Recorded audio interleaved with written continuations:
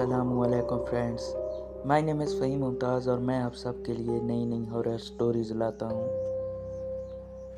उम्मीद है वो सब कहानियाँ स्टोरीज़ आपको अच्छी लगती हों। आज भी मैं आप सब के लिए एक नई और खौफनाक कहानी लेके आया हूँ, जो मुझे उम्मीद है आप सबको बहुत पसंद आएगी। अगर अभी तक आपने हमारे चैनल को सब्सक्राइब नहीं किया तो सब्सक्राइब कर दें और बेल आइकन को प्रेस करके ऑल पर सेलेक्ट कर ताकि हमारी हर नई आने वाली वीडियो का नोटिफिकेशन आप तक जल्द अज जल्द पहुंच जाए। शुक्रिया। चलते हैं कहानी की तरफ को। जाहिद एक गरीब फैमिली से बिलोंग करता था। वो गांव में रहा करते थे, लेकिन अब उसे नौकरी की ज़रूरत थी। उसने कई जगह पर इंटरव्यू दिया था, मगर उसकी नौकरी नहीं लग रही थी। उसके पास उसकी एफए की डिग्री थी। उस दिन भी वो एफए की डिग्री लेके एक कंपनी में गया था, मगर वो जानता था कि उसे नौकरी नहीं मिलेगी, किसी और को मिल जाएगी। लेकिन उस दिन एक अजीब सा वाक़या हुआ था। जब वो जा रहा था तो उसने देखा था एक बूढ़ा आदमी सड़क किनारे गिरा हुआ है। वो जाता है उसके पास और उसको उठाता है। सुनसान जगह पर गांव के करीब वो गिरा हुआ आदमी, जो एक बुजुर्ग था, बहुत भूखा था। जहर ने उसे खाना दिया। जहद वो खाना लेके शहर की तरफ जा रहा था और वो साथ में पानी भी था। जब उसने खाना और पानी उस बूढ़े को दिया तो वो बहुत खुश हुआ और उसने जैद को कहा कि तुम जिस काम के लिए जा रहे हो, अल्लाह ताला तुम्हें उस काम में कामयाब करे। जैद उसके बाद चल पड़ा था। जैद को उम्मीद नहीं थी कि उसकी नौकरी लगेगी, लेकिन 3 दिन के बाद उसे वो खत आया। उसे कंपनी से था। उसे कंपनी का मैनेजर मुकर्रर कर दिया गया था। जैद को 2 दिन के बाद नौकरी ज्वाइन करनी थी। जैद उसके बाद माँ बाप से इजाज़त लेता है और शहर में ही चला जाता है। पहला दिन वो होटल में गुजारता है, लेकिन अगले दिन जब वो कंपनी में जाता है तो उसे कंपनी की तरफ से एक घर दे दिया जाता है। उस दिन छुट्टी के बाद जैद जब वो घर देखने जाता है तो जैद हैरान हो जाता है, क्योंकि वो घर बहुत बड़ा और आलीशान था। कंपनी के मालिक ने उसे कहा था कि जब तक तुम इस कंपनी में नौकरी करोगे, ये घर तुम्हारे पास रहेगा। जैद बहुत खुश हुआ था वो घर देख के। इतना आलीशान और खूबसूरत बड़ा घर जैद को क्यों अच्छा न लगता। उसने सोचा था 1 महीना यहाँ गुजार लेता हूँ, बाद में मैं गांव से अपने वालिदैन को भी और बहन भाइयों को भी यहाँ पर बुला लूँगा। जैद ने ये बात अपने घर पर भी बताई थी। वहाँ भी सब बहुत खुश थे। इसी तरह 5-6 दिन आराम से गुजर जाते हैं, लेकिन उस रात जब जैद सोया हुआ था, तभी उसे ऐसा लगता है कि किचन में कोई चीज़ गिरी हो। जैद आंखें खोलता है और उठकर किचन की तरफ जाता है। उसे लग रहा था कि कोई बिल्ली घर में घुस आई है और खाना तलाश करने के लिए उसने कोई चीज़ गिराई होगी। जब वो किचन में जाता है तो देखता है एक प्लेट टूटी पड़ी थी और किचन में कोई भी नहीं था। दरवाज़ा भी उसी तरह बंद था। कोई चीज़ भी नहीं थी वहाँ पर, न बिल्ली न कोई और चीज़, लेकिन वो टूटी हुई प्लेट वहाँ पर पड़ी हुई थी। जैद ने सोचा शायद खुद ब खुद ही गिर गई हो और जहद वहाँ से वापस आके सो जाता है। फिर कुछ भी नहीं होता। अगली दिन जहद उठकर चला जाता है, लेकिन जब वो छुट्टी के बाद घर वापस आता है तो वो देखता है कि किचन में मौजूद बर्तन तमाम ही ख़राब हालत में पड़े हैं, जैसे किसी ने उनमें खाना खाया और उन्हें फैला दिया हो। जैद को याद था कि 2 प्लेटों में उसने खाना खाया था और देगची समेत उसने वो तमाम बर्तन धो के सुबह याद से रख के गया था। अब जैद को कुछ ऐसा लगने लगता है जैसे उसके घर में कोई रह रहा हो और उसे मालूम भी ना हो। जैद बहुत परेशान होता है। वो दिन भी ऐसे ही गुजर जाता है। अगले दिन जैद वहीं कंपनी में जाता है। जब उसे छुट्टी मिलती है और वो आ रहा होता है तो वो सोच रहा था, देखता हूँ आज फिर से वही वैसा ही ना हो। अगर आज फिर कुछ ऐसा हुआ तो फिर उसकी शिकायत मैं करूँगा अपने कंपनी के ओनर से। लेकिन जब उस दिन वो घर पहुँचता है तो वो देखता है कि सब कुछ ही जैसे वो रख के गया था, सब कुछ वैसा ही था, कुछ भी नहीं हुआ था। वो अपना रखा हुआ खाना देखता है, उसका खाना भी वैसा ही था।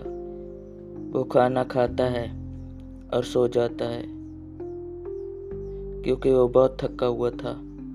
उसकी आँख रात के 12:16 पर खुलती है।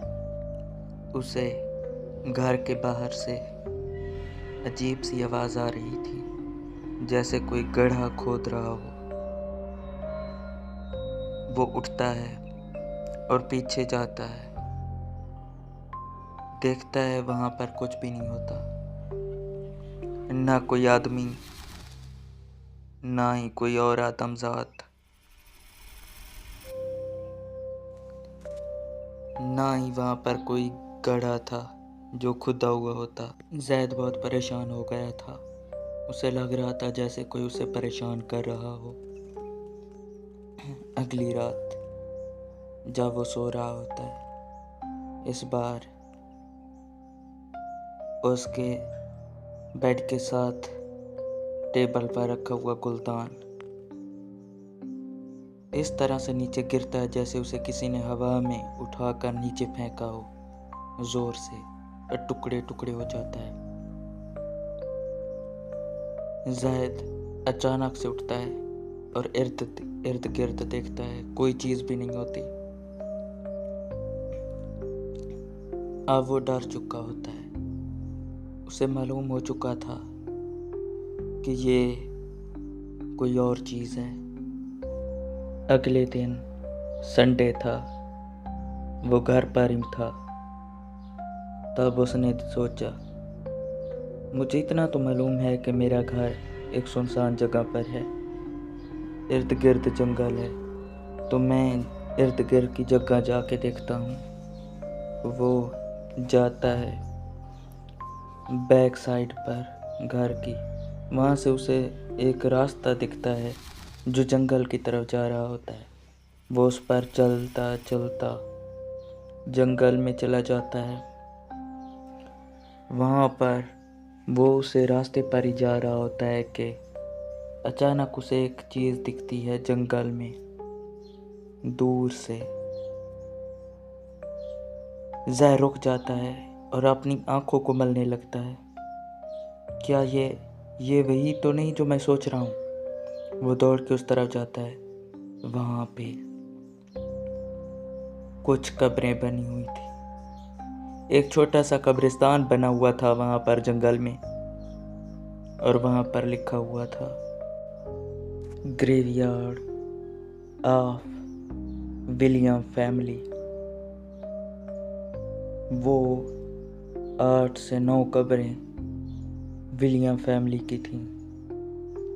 विलियम फैमिली, ये तो वही ये तो वही था,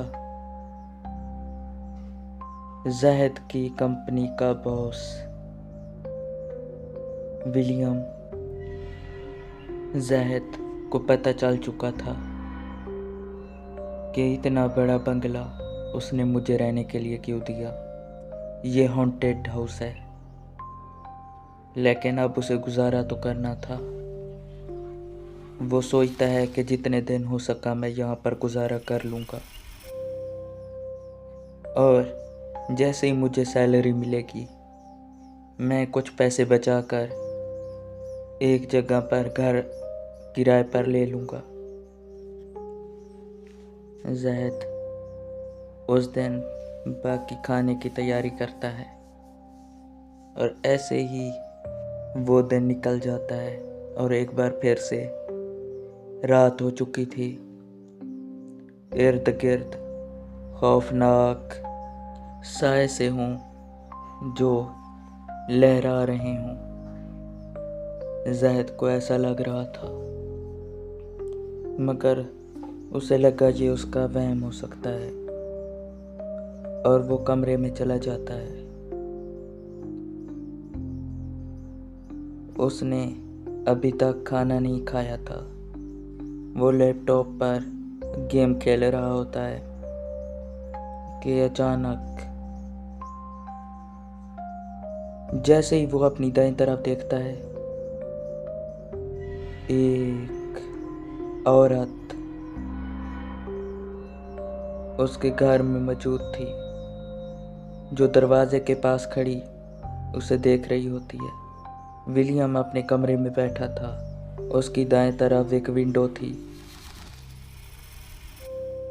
जो उसके घर का दरवाज़ा जहाँ से नज़र आ रहा होता है।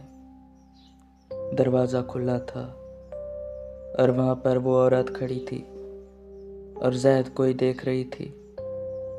फिर वो अपना सर हिलाती है और कुछ जैसे बोल रही होती है। ज़ाहिद तक ये आवाज़ नहीं आती। इतनी खौफनाक औरत को देख के ज़ाहिद बहुत डर जाता है, और ज़ाहिद पीछे वाली विंडो से निकल के घर से बाहर भागने लगता है। जैसे ही वो घर से बाहर जाता है, उसे फर्स्ट फ्लोर पे वो कमरे की लाइट जल रही होती है और खिड़की के पास खड़ी वो औरत दिखती है, और वो खौफनाक आवाज़ जो कह रही होती है, आज के बाद अगर तुम इस घर में आए तो मारे जाओगे।